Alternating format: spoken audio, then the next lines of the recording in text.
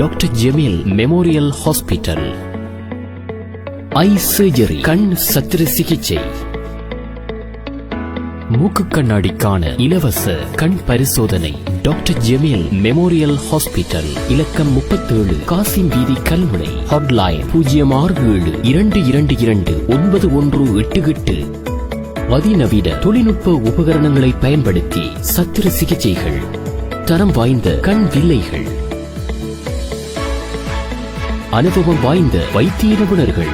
Doctor Jameel memorial hospital. பல வருட அனுபவம் பெற்ற கண் சத்திர சிகிச்சை நிபுணர்கள் மூலம் ஜப்பானிய தரத்தில் கண் லென்ஸ்களை கொண்டு ஒவ்வொரு மாதமும் கண் சத்திர சிகிச்சைகள் நியாய கட்டணத்தில், ஏனைய வைத்தியசாலைகளை விட குறைந்த கட்டணத்தில். 36 ஆண்டுகள் அனுபவம் பெற்றது தரம் வாய்ந்த டாக்டர் ஜமீல் மெமோரியல் ஹாஸ்பிட்டல். சகல வசதிகளையும் கொண்டு கண் சத்திர சிகிச்சை உட்பட அனைத்து சத்திர சிகிச்சைகளையும் மேற்கொண்டு வருகிறது. Doctor Jameel memorial hospital 37 Kasim வீதி கல்முனை.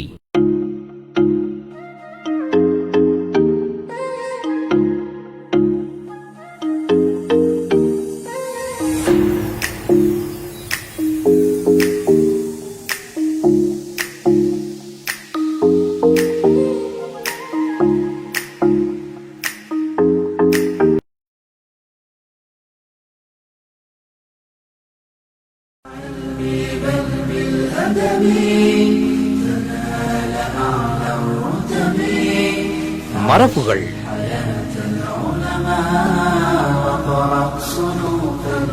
வழங்குபவர் சிரேஷ்ட விரிவுரையாளர் முஃபீசால் அபூபக்கர். அஸ்ஸலாமு அலைக்கும் வரஹ்மத்துல்லாஹி தஆலா வபரகாத்துஹு. மரபுகள் என்ற ஒரு நிகழ்ச்சியினூடாக உங்களை சந்திப்பதில் மிக மகிழ்ச்சி அடைகின்றேன். முஸ்லிம்களின் மரபுகள் தொடர்பாக இலங்கையில் காணப்பட்ட பல்வேறு நடைமுறைகள் பற்றி இந்த நிகழ்ச்சியில் தொடர்ச்சியாக பேசலாம் என்று நான் நினைக்கின்றேன். அந்த வகையில் மரபுகள் அல்லது பாரம்பரியம் என்பது என்ன என்பதை இந்த நிகழ்ச்சியில் நாங்கள் பேசலாம். ஒரு நடைமுறை அல்லது பண்பு அல்லது வழிமுறைகளை எமது முன்னோர்கள் சிறப்பாக பின்பற்றி அவற்றை பிற்கால சந்ததியினருக்கு வழங்கிவிட்டு சென்ற சொத்துக்களே மரபுகள் எனப்படுகின்றன. உண்மையில் இம்மரபுகள் உலகளாவிய ரீதியிலும் தேசங்களுக்கும் ஏனைய இனங்கள், மொழி, சமயம், கலாச்சாரம் போன்ற பல்வேறு விடயங்களுடன் தொடர்புபட்டவையாக இவை காணப்படுகின்றன.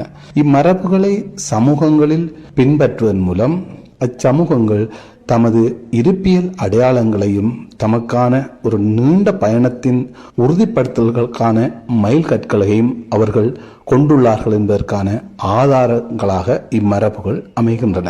மரபுகளை பற்றி ஆல்பர்ட் ஸ்விட்சைசர் என்பவர் குறிப்பிடுகின்ற போது, ஒரு சமூகத்தின் நீண்டகால இருப்பின் அடையாளமாகவும் எதிர்கால சமூகத்தை சேதாரங்களிலிருந்தும் அழிவிலிருந்தும் பாதுகாப்பதற்காக முன்னோர்களினால் கட்டமைக்கப்பட்ட ஒரு செயற்பாடே மரபுகள் என அவர் குறிப்பிடுகின்றார். அந்த வகையில் இலங்கை போன்ற ஒரு பல்லின நாட்டில் வாழுகின்ற முஸ்லிம்களாகிய நாங்கள் எங்களது முன்னோர்கள் பின்பற்றி தந்த பல்வேறு மரபுகளை நாங்கள் வழிமுறையாக பின்பற்றி வந்திருக்கின்றோமா என்ற கேள்வியை முன்வைத்ததனாக இலங்கையில் முஸ்லிம்களின் பாரம்பரியம், முஸ்லிம்களின் இருப்பு தொடர்பான பல்வேறு சிக்கல்கள் இக்கால பகுதியில் நிகழ்வதற்கான காரணங்கள் என்ன என்பதோடும் இந்த மரபுகளை நாங்கள் தொடர்புபடுத்தி பார்க்க வேண்டி உள்ளது. இலங்கையோடு தொடர்புபட்ட பல்வேறு பெயர்களில் இலங்கை தொடர்பான அறிஞர்கள் குறிப்பிடுகின்ற பெயர்கள் இலங்கைக்கும் அரபு அறிஞர்களுக்கும் அல்லது பாரசீக அறிஞர்களுக்கும் இடையிலான தொடர்பினை மிகவும் சிறப்பாக குறிப்பிடுகின்றது. உண்மையில் இலங்கை என்பது சர்வதேச முஸ்லிம் மற்றும் ஏனைய நாடுகளுடன் மிக நெருங்கிய தொடர்பினை கொண்டதாக நீண்ட காலமாக காணப்பட்டு வருகின்ற ஒரு நாடு என நாங்கள் குறிப்பிட முடியும். அந்த வகையில் அரபு மற்றும் பாரசீக அறிஞர்கள், நாடுகாண் பயணிகள், வரலாற்றாசிரியர்கள் பல்வேறு பெயர்களை இலங்கைக்கு குறிப்பிடுகின்றார்கள். அந்த வகையில் Serendib, Ceylan, செரண்டிபி, Taprobane, செங்கல்டிப், சஹிலான், Lanka, இரத்தினத்தீவு, Ceylon என்று பல்வேறு பெயர்கள் இலங்கைக்கு முன்வைக்கப்படுகின்றன.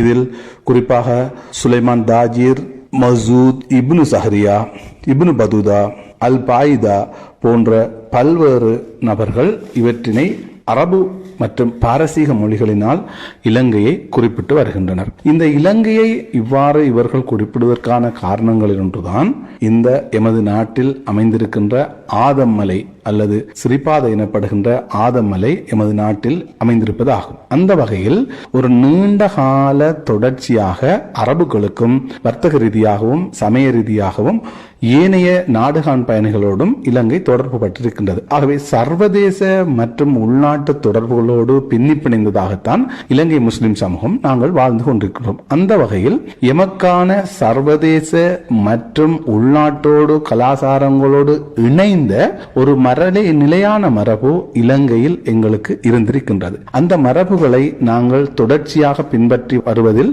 ஒரு தொடர்ச்சி இருந்தாலும் பிற்காலத்தில் அவற்றில் சில குறைபாடுகள் காணப்பட்டதாக நாங்கள் அறிகின்றோம். அதன் விளைவுகளை நாங்கள் இன்று பார்த்துக் கொண்டிருக்கின்றோம். அந்த வகையில் ஒரு மரபு தொடர்பான விடயத்தை நாங்கள் பின்பற்றுவதன் மூலம் அவற்றில் பல்வேறு நன்மைகள் எங்களுக்கு இருக்கின்றன. அவை இருப்பியல் அடையாளங்களாக இருக்கின்றன. அதே போன்று இன உறவுக்கான தொடர்புகளை அவை எங்களுக்கு தருகின்றன மற்றும் கலாச்சார பிரதிபலிப்பின் குறியீடுகளாக அவை அமைகின்றன. அதே போன்று எமக்கான பொது கலாச்சாரம், நாட்டின் பொது கலாச்சாரத்தோடு முஸ்லிம்களின் கலாச்சார பண்பாட்டு அம்சங்கள் ஒன்றிணைந்து போவதற்கான வாய்ப்பை அவர்கள் எங்களுக்கு தருகின்றன. அதே போன்று புதிய தலைமுறையினர் உற்சாகத்தோடும் தமது பாரம்பரிய மரபுகளை பின்பற்றுவதன் மூலம் ஒரு துணிவுள்ள ஒரு சமுதாயத்தை உருவாக்குவதற்குமான ஒரு விடயமாக இந்த மரபுகள் காணப்படுகின்றது. அந்த வகையில் ஒரு சமூகத்தின் கலாச்சார மரபுகள் பிற்காலத்தில் எவ்வாறு மாற்றமடைந்து செல்கின்றன, அதாவது ஒரு சமூகத்தின் மரபுரிமையாக எவ்வாறு மாற்றமடைகின்றது என்பதை நாங்கள் பார்ப்போம்னால், எமது முன்னோர்கள் பரம்பரையாக பின்பற்றி வந்த பழக்கங்கள், வழிபாடுகள், நம்பிக்கை தொடர்பான கதைகள், கலைநுட்பங்கள், சம்பிரதாய வைத்திய முறைகள் என இன்னும் பல கலை அம்சங்களை நாங்கள் கலாச்சார தொடர்பான மரபுகளாக கருதுகின்றோம். இம்மரபுகள் தொடர்ச்சியாக பின்பற்றப்படும் வேளையில் இவை மரபுரிமை என்ற பெயரில்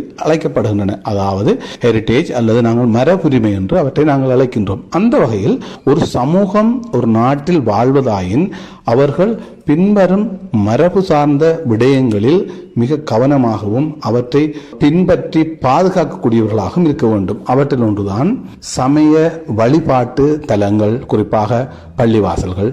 அதே போன்று வரலாற்று இடங்கள், இன்னும் கட்டிடங்கள், புராதன கட்டிடங்கள், அதே போன்று புராதன அல்லது முன்னைய பெரியோர்கள் வாழ்ந்த வீடுகள், அவர்களது வாழ்விடங்கள், அதே போன்று அவர்கள் முன்னோர்கள் பின்பற்றிய உணவு பழக்க வழக்க முறைகள், அதே போன்று கலையாக்கங்கள், சம்பிரதாயங்கள் போன்றனவற்றை நாங்கள் இதில் குறிப்பிட முடியும். அந்த வகையில் தொடர்ச்சியாக பின்பற்றப்பட்டு வருகின்ற கலாச்சார அல்லது மரபு ரீதியான விடயங்கள் அவை பிற்காலத்தில் மரபுரிமையாக மாற்றம் அடைகின்றன. மரபுரிமை என்று நாங்கள் தொடர்ச்சியாக பேசுகின்ற போது அவற்றில் நாங்கள் தொட்டு உணரக்கூடியது, தொட்டு உணர முடியாது என்பதை நாங்கள் அதில் பிரிவுகளை கூட்டலாம். தொட்டு உணர முடியாதவைகளாக இசை, கதைகள் போன்றவற்றையும், சம்பவங்கள், வரலாற்று நிகழ்வுகள் போன்றவற்றை நாங்கள் தொட்டு உணர முடியாதவையாக கருதுகின்றோம். நாம் முன்னர் குறிப்பிட்டவற்றில் தொட்டு உணரக்கூடிய விடயங்கள் இதில் காணப்படுகின்றன. அந்த வகையில் இந்த மரபு ரீதியான விடயங்களை இலங்கை முஸ்லிம்கள் பின்பற்றி வருவதன் மூலம் பல்வேறு நன்மைகளை எமது முன்னோர்கள் அடைந்திருக்கின்றார்கள். குறிப்பாக இந்த நாட்டில் ஒரு சிறுபான்மை சமூகமாக வாழ்கின்ற முஸ்லிம்கள் மரியாதையுடனும் கண்ணியத்துடனும் அவர்கள் கணிக்கப்பட்டதற்கான காரணங்களில் அல்லது மதிக்கப்பட்டதற்கான காரணங்களில் ஒன்றோ அவர்களிடம் அவர்களுக்குனே உரித்து இருந்த அவர்களது மரபு சார்ந்த செயற்பாடுகளும் அவர்கள் பின்பற்றி வந்த விடயங்களும் என்று குறிப்பிட முடியும். உதாரணமாக எமது நாட்டில் முஸ்லிம்களுக்கென்றே உரிய வைத்திய பாரம்பரியம், அதே போன்று முஸ்லிம்களுக்கே உரிய நம்பிக்கை சார்ந்த விடயங்கள் போன்றவற்றில் ஏனைய இன மக்கள், குறிப்பாக சிங்கள மற்றும் ஏனைய அரசர்கள் எமது நாட்டில் முஸ்லிம்கள் மீது மிகவும் சிறப்பான மரியாதையை வைத்திருந்தார்கள்.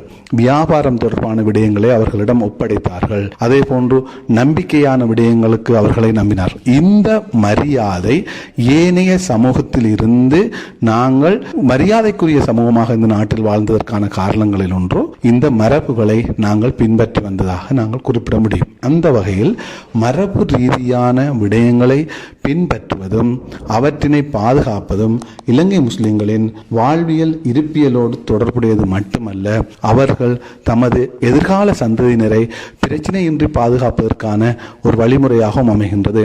ஏனென்று சொன்னால், காலகட்ட ரீதியாக மனித வாழ்க்கையின், குறிப்பாக இலங்கையில் முஸ்லிம்கள் வாழ்ந்தது போது காலகட்ட ரீதியாக ஏற்பட்ட பல்வேறு பிரச்சனைகளுக்கான தீர்வுகளை அடங்கியதாகவே இந்த மரபு நடைமுறைகளை அவர்கள் அறிமுகப்படுத்தியிருந்தார்கள். தற்காலத்துக்கு காலம் ஏற்படுகின்ற பிரச்சனைகளுக்கான தீர்வுகளாகவே இந்த நடைமுறை சார்ந்த மரபு விடயங்கள் அறிமுகப்படுத்தப்பட்டன. அவற்றை, அந்த பொறிமுறைகளை நாங்கள் பின்பற்றி வருவதன் மூலம் நீண்ட காலங்களில் தொடர்ச்சியை பாதுகாத்துக் கொண்டிருக்க முடியும். மாறாக அவற்றை நாங்கள் அந்த தொடர்ச்சியிலிருந்து, அந்த சங்கிலியிலிருந்து நாங்கள் ஒரு உடைவை நோக்கி செல்கின்ற போது பல்வேறு பிரச்சனைகளை எதிர்நோக்க முடியும். அதுவே இன்று இடம்பெறுகின்றது.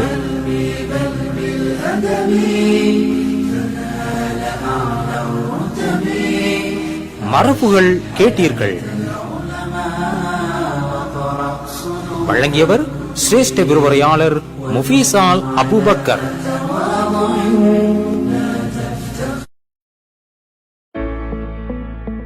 Doctor Jameel memorial hospital.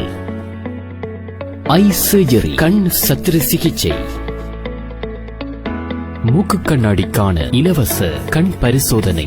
Doctor Jameel memorial hospital, இலக்கம் 37, காசிம் வீதி, கல்முனை. ஹாட்லைன் 0672229188. அதிநவீன தொழில்நுட்ப உபகரணங்களை பயன்படுத்தி சத்திர சிகிச்சைகள், தரம் வாய்ந்த கண் வில்லைகள், அனுபவம் வாய்ந்த வைத்திய நிபுணர்கள். டாக்டர் ஜமீல் மெமோரியல் ஹாஸ்பிட்டல் பல வருட அனுபவம் பெற்ற கண் சத்திர சிகிச்சை நிபுணர்கள் மூலம் ஜப்பானிய தரத்தில் கண் லென்ஸ்களை கொண்டு ஒவ்வொரு மாதமும் கண் சத்திர சிகிச்சைகள் நியாய கட்டணத்தில், ஏனைய வைத்தியசாலைகளை விட குறைந்த கட்டணத்தில். 36 ஆண்டுகள் அனுபவம் பெற்றது தரம் வாய்ந்த டாக்டர் ஜமீல் மெமோரியல் ஹாஸ்பிட்டல் சகல வசதிகளையும் கொண்டு கண் சத்திர சிகிச்சை உட்பட அனைத்து சத்திர சிகிச்சைகளையும் மேற்கொண்டு வருகிறது. Doctor Jameel memorial hospital, 37, Kasim வீதி, கல்முனை.